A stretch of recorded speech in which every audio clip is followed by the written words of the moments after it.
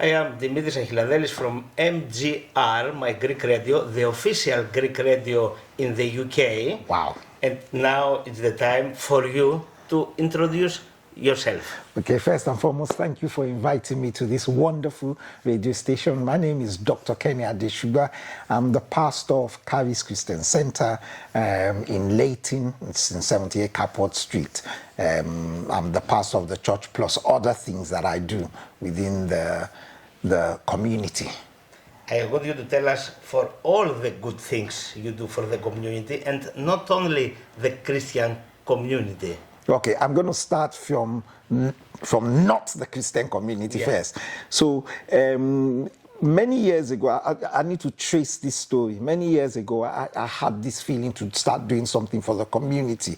And what we first started is we started the homeless. We found that we went around and we found that during the winter there was a lot of people who were outside who didn't have anywhere to stay. So we called one or two other churches and decided to take a day a week, and we were allowing the homeless to come into the church. They would sleep there, they will give them breakfast and we'll give them dinner, then they would leave, and then in the evening they will come back, and we started doing that all around. And we did that for many years until when the council and those running the homeless, we were able to purchase a building. So now the building takes over, and that kind of died down. And then once that happened, I felt, well, we need to do something else. And then at that point in time, we were also providing English classes, because there were many people who were around who didn't understand English. They were coming from other countries, so we were running English classes. We ran that for nearly about 2 years or stuff like that.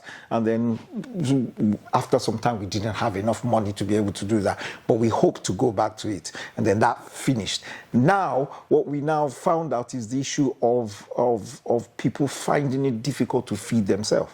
So we started the food bank. And we do the food bank every Sunday for about 3 hours. We have the latest count. I remember 1 week we were nearly over about 55 people who are queuing up for the food bank. And what we do is, and this food bank is not run by the government, it's not run by the council, it is run by the church. So we ask people to donate food from the church. We go to one or two other places and ask them if they have any food that they will, before it expires, and we pick it up on Sunday morning and places like that, and we try to do this. And we have one or two other places that supply us food also. And so people come in the morning, early in the morning, they pick a number, because you have to pick a number. We also have to register you, so we check whether you're genuine or not. So you have to either be on either in receipt of benefits or universal credit and stuff like that. And then we check your authenticity, passport or something like that. We register you, and then you can come and collect food. And so we've been running that also nearly, I think, probably about 3-4 years now, and we do it every Sunday without fail. So that's one of the things that we do inside the place. We also run a music school once a while. I mean, that's just Let me ask you something for the food about the bank. food bank. Sorry, Okay, yeah. The food bank is not only for the Christians. It's not. all the It's people. for everybody. The food bank is not, even the members of the church don't benefit from the food bank. I'm asking because we talk about the Christian church. Yes. That's why. Yes. The food bank, even the members of the church don't even carry from the food bank. It's for the community. Anybody can come, wherever you come. That means you are not only a pastor. You are not only a man. You are a good pastor and a good man. Yes, we need to reach out. There's a community. We're establishing ourselves as a community to influence the community. As a matter of fact, to make it clear, it's called Charis Christian Center. Yeah. So there's the church element called Charis Church, and then there's the center that deals with what I said with the food bank, homelessness, mental health, and other stuff. So in the center, we have the church, then we also have the food bank, we also have a nursery, if that's one of the things that we can talk about. Why you choose this name, Charis? You know Charis, Yeah. Greek word. Oh, yeah, it's Greek, and it's called grace. Yes. So Yes. Charis is called grace. I mean, if I go into that, that's more of a spiritual thing. It was a revelation I had a long time ago, and I call it grace. And because my main message is about grace, 1 Corinthians chapter 15, verse 10 says, by the grace of God, I am what I am. So I believe powerfully in the power of grace that can make somebody, make somebody from nobody to somebody, can raise somebody from nothing to something. And I believe it's grace that if it happened to Paul, who used to persecute the church, and he says, by the grace of God, I am what I am now, who became one of the greatest apostles. I believe that grace can do it. So that's why we call the church Charis. Yeah. Let us now know about the other things except the food bank. Okay, so we within the center we also run a nursery, private owned though, not from the church. So we run the nursery. My wife is the manager of the nursery, but it's also for the community also. So there are some people who fee paying, and there are some people who get credit from the council, and the nursery caters for quite a range of people. One of the things that I pop into the nursery once a while, and I can see the transformation from especially people who have learning difficulty, children or so, one thing or the other, and I see the transformation, the happiness. Also because the majority of the people within Leyton it's not, they're not privately funded. There's not some people who can pay for the whole week. It makes an important role. It plays an important role in the community. Counseling is an important aspect for a pastoral job. So that's called Charis Day Nursery. And we like to always keep on putting that grace thing in everything. Yeah, people of all ages have struggles that they go to pastors about. How a candidate handles those situations will reveal how good of a fit they are for your church. Well, fit. I don't use the word fit because anybody fits into the church. Anybody comes to the church. See, what people think about the church, and it's very important to present what the church is. Yeah. The church is not only for spiritual praying, all that. That's not what the church has. That element, but also has the element of welfare, taking care of people. I just came back from Ghana. The church gathered clothes, we gathered money, took to Ghana recently, bought mattresses, bought wheelchairs, bought things, and I have videos of that where people who are crawling on the floor because they don't have money to buy a wheelchair was giving wheelchairs and stuff like that. This is what the church is about: social action and spiritual action. Do you consider yourself a counselor? Yes. It's my many hats I wear. I mean, I did. I didn't just jump into pastoring. I've been a pastor for a long time, but I also did a lot of training on other things. I did counseling training. I did my master's in theology, and I also have a doctorate in theology from King's College. So I also did a lot of studying on other aspects to ensure that you're well grounded. I'm not fully there yet. I'm still learning. You'll be shocked that I'm still studying something else at the moment. But yes, I'm also a counselor, because one of the things that we've also started and we're working towards, we didn't know how challenging it would be, was we're starting a hub. Now that hub is to do with mental health. People are struggling with their finances and stuff like that. It is when we started this, probably about 7 months ago, that we found that there's a lot of red tape involved in it. There's a lot of permission you need to get from the council. There's a lot of other stuff. So we're trying to walk towards that as just to help in our social action to people. So as I said, there's the spiritual action and there's the social action. What policies should churches have? All the churches, not only your church. policies? Okay. I divide, and I can't overemphasize this. I think that the church should have two particular hearts, two particular branches. There should be the spiritual branch, so that takes care of people's spiritual well-being, where you pray for people, where you teach the word, where you counsel people, where you give them spiritual nourishment. And then I also have the other policy that everybody should have, which is called social action. You need to show action within the community. Let the community know that this is a place where they can seek help. Many years ago, and I'll give you a reason for that. So let me give you a story so you can understand it, so that other churches can gain. Many years ago, before we bought the premises, the owner of the premises wanted to use it to build houses. So we went to the council and say that we need this place. I remembered one of the things that they said is that, why is the church so important here?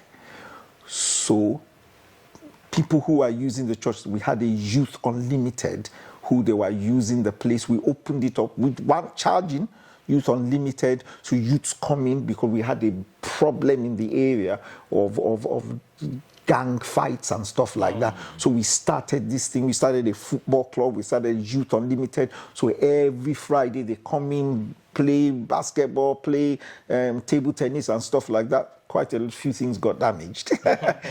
And then we also had the YMCA, who used to come and hold meetings and stuff like that. And then we also had other people, so social action. They were the one who wrote to the council and said, this place must remain. Yeah. And that's why the council overturns the planning permission and said they need places like this. So here's my question. Every church needs to look at, am I relevant to my environment? If they shut me down today, would the community feel it or not? Yeah, that's good. How do you describe a successful worship service? I like that question. Yeah. Very simple. Yeah. A successful worship service is when somebody can leave and can tell you what they gained from the church or from the service. Not only to be happy. It's not about being happy. See, the church is not there to make you happy. The church is there to make you realize And think. Yes. It's there to challenge you. It's there to correct you. It's there to propel you. It's there to encourage you. You must leave a service saying, I gained this. Now, it doesn't necessarily mean from the sermon alone. It might just simply mean somebody is singing a song and that song stays with you and changes you. It might just be somebody even coming up just doing the announcements or what happened, and there's something, oh, I didn't know I can do that. I didn't know I can be part of that, and then registers to be part of that. A worship service is a place where you can take something tangible from the service. If not, it's a waste of time. What style of public worship and preaching do you prefer? Practical. I prefer practical preaching that somebody can relate to. There's so many. Jesus, every time he preaches, he either uses a parable or he uses an example. Say, look at the fig tree. Or he will use an example. Look at the stones of the temple. He will use something that you can relate to, day by day, a story, yeah. Or what is happening. What is, and so I believe in practical teaching. So What is marriage? Is there joy in marriage? What are the challenges in marriage? Finances, how do you handle your money? And you take an example from the scripture. What does the Bible tell us in management? What does the Bible tell? So something that you can live and is practical. That's one. Also, never ever preach a sermon that a 5-year-old or a 6-year-old cannot also preach back to you. Yeah. If a 6-year-old, and many times in our services, at least minimum, that's just minimum, once a month, but normally I push it to 2 months, 2 times a month. I want the children to be in the service. So the children are in the service. Yeah. So if I'm telling the children to be in the service, and I tell them that, I tell the children teachers that I tell them to bring their notes, they must write notes that when they go to the children. They are talking to the audience. Yes. Yeah. So when I'm preaching, they will not know. So Yeah. imagine if I'm preaching a sermon that a child, a 5-year, 6, 7-year-old, 8-year-old child cannot relate to, then so you must. A preaching must be something that the old can relate to, the middle age can relate to, the young people can relate to, and a child can hear it and also enjoy it. Yeah. Okay. What have you learned from past congregations to make you a better pastor? Oh, how long do you have? You see, pastoring is, you need to be called to be a pastor. Called? Yes, you need to, let me put it simply. I can't think you like a cold person. You're very warm. Yeah, no, when I mean called, I'm using the word C-A-L-L-E-D. You must be called into it. You must know that this is what God wants you to do. So this is simply what I'm trying to say, is that if anybody walks up to me today and say, I want to be a pastor, I will tell them that you're not ready to be a pastor. Anybody who is called to be a pastor normally runs away. Called. Yeah. This is a voice inside. Yes. And you always run away from it if you know what it entails. So let me give you my dad was a pastor. Wow. My dad was a pastor. And I saw what pastoring was about. And I hated it. Yeah. I vowed I would never be a pastor. I vowed I would never be a pastor. I said, all I would do is make money. And then I would make money and give to church. You thought that it was difficult. It was what I saw. I was raised, I'm a pastor's kid. So I was raised in a pastor's home. And I saw the challenges my dad faced and my mom faced. I saw the trouble. I saw here's another shocking one.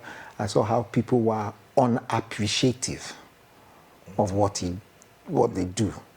And I also saw how people will go out there, make money, but they will expect him to earn silly salary.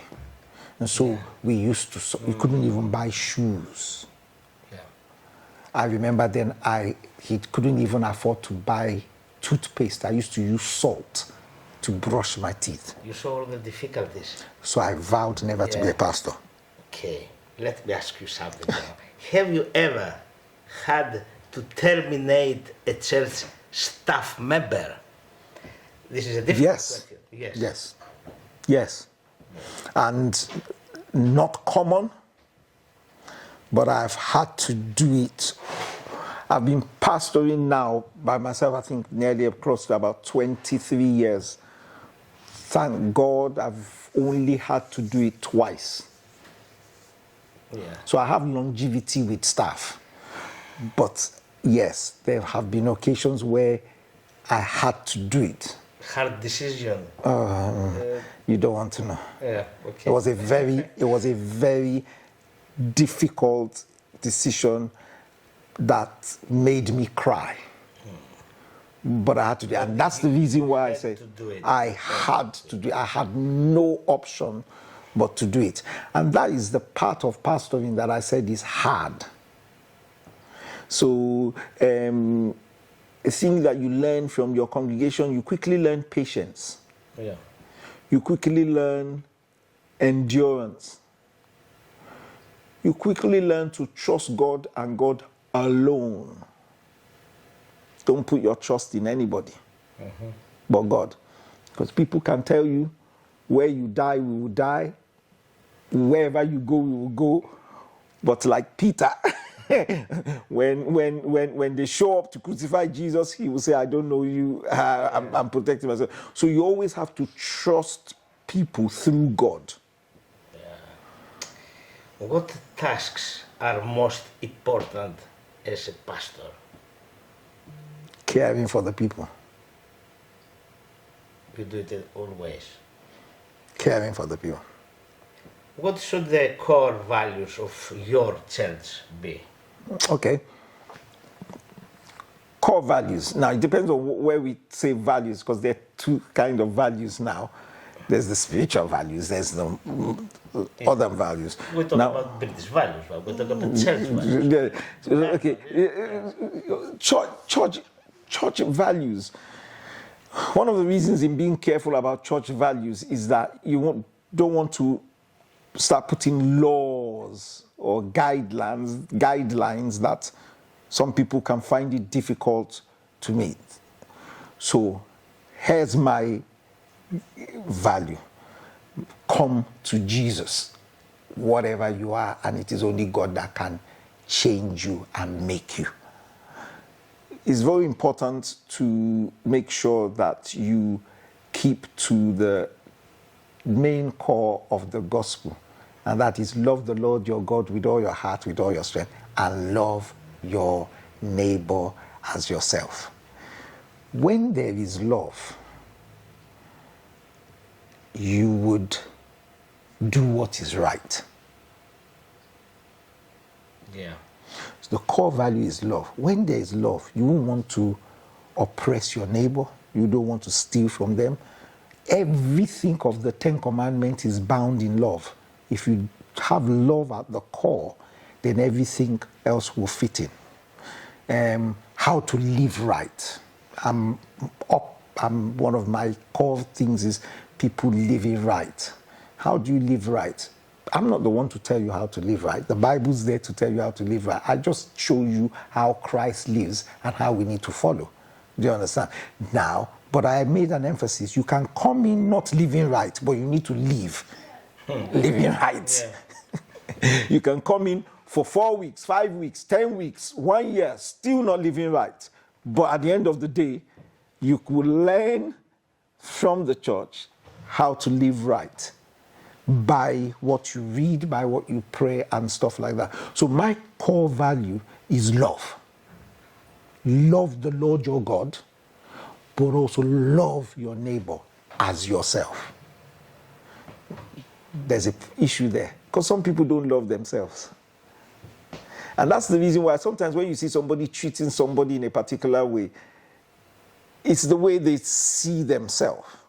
And so my job and the job of churches is to make people change themselves, love themselves. You need to love yourself. I'm not saying love yourself in a proud way as if you are the best thing that was ever made. Do you understand? But love that God has created you. See yourself as someone God had created, special. No matter the circumstances of how you are created, you are still special. And until you see yourself as a special person created only by God, not because your mom and dad or somebody got together and impregnated you and then you had a baby, no, but because you are created by God according to the book of Psalms, then it is easier for you to relate kindness and love to somebody else. Nice. And something else. Tell us anything you want about Charis. Okay. Church, anything. Okay, Charis. We are a church. Our main ethos is to raise, repair, and restore. And I've done that over the past 2 decades. Somebody came in. When I took over the church, and when I mean took over the church, that's another story for another time. Yeah. I remembered that many of the young people that were around me didn't want to study, do any further education. They just wanted to guide through secondary school and then give up. So I remember that anybody who used to come into my office then used to see young people around with homework, with books around, because I was forcing them. You need to do your homework. Some of them I go to their parents' evening, because some of them didn't have parents around or something. Force them and stuff like that. And then I was telling them the value of education and giving myself as an example, telling them that the minimum I want you to do is to go to university. It wasn't because some people had given up on that. Minimum, I was telling them, minimum, just go to university. Or find a vocational job to do something that will, but you need to study. You can't just give up and then roam the street. And then gradually, and little by little, people began to believe in themselves. And then we had people, which we celebrate up till today. Every September, we celebrate those who are going to secondary school. They come up, we clap. Those who are going to university, and it started increasing. Then I said, start going to do masters. And I went to do my masters so that I can prove to them that it's possible. I did masters, and many people started doing masters.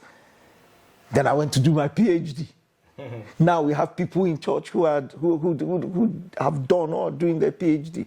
So that's the raising. You raise people who don't. I remember also in those days, many people, not many people, majority of the people didn't own a house. They didn't have a mortgage. And I started teaching them and training them, and then many people now knew the value of, many people bought their houses. That's raising. Repairing, you come in, damage, we all issues, problems. And the role of the church and Charis is to repair. Part of repairing is changing mindsets. When somebody's given up on life, think that life is bad, then you try and repair that kind of mindset. Yeah. And our third one is restore. So there are things that God has put inside you. You might not know, or things that you think is completely over and damaged. And then we say, no, we can restore it. Reboot. God can restore it. I like that word. Reboot. Yeah. I remembered one time like this, I bought a pair of shoes, and my dad didn't like that I bought that shoe because he said I could have used the money for university education, and he wasn't happy with it, and I began to hate the shoe, so I never wore it. I hated the shoe because of what he said. And guess what?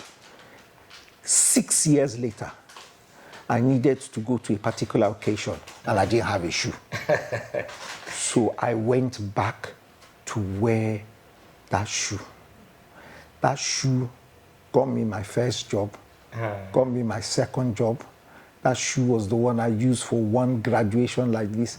So what was bad, what I thought was forsaken and useless, was restored to bring me great success. So in everybody, there's things that we can reboot, as you said. Yeah. So those are the 3 core values Before of you do something, you must think about it twice. Don't give up. Yes. Don't give up. And that's part of the restoration. Don't give up. And sometimes you can see a child, you can have a child, and the child is not performing as well as you want, and you want to give up on the child. Don't give up, because you never know. I like this. Don't give up. Don't give up. Come to the Charis Christian Center. Don't give up. Don't give up. Okay. Thank you very much for this conversation. I can't think that this was an interview. It's a nice conversation. Yes. Thank you. Yes. And we'll see again in the future. Yes. Okay. Thank you for inviting me to this wonderful radio station. I'll be back, and I'm just praying. I pray for your radio station that God's blessing will be upon this radio station, and you guys will be very successful.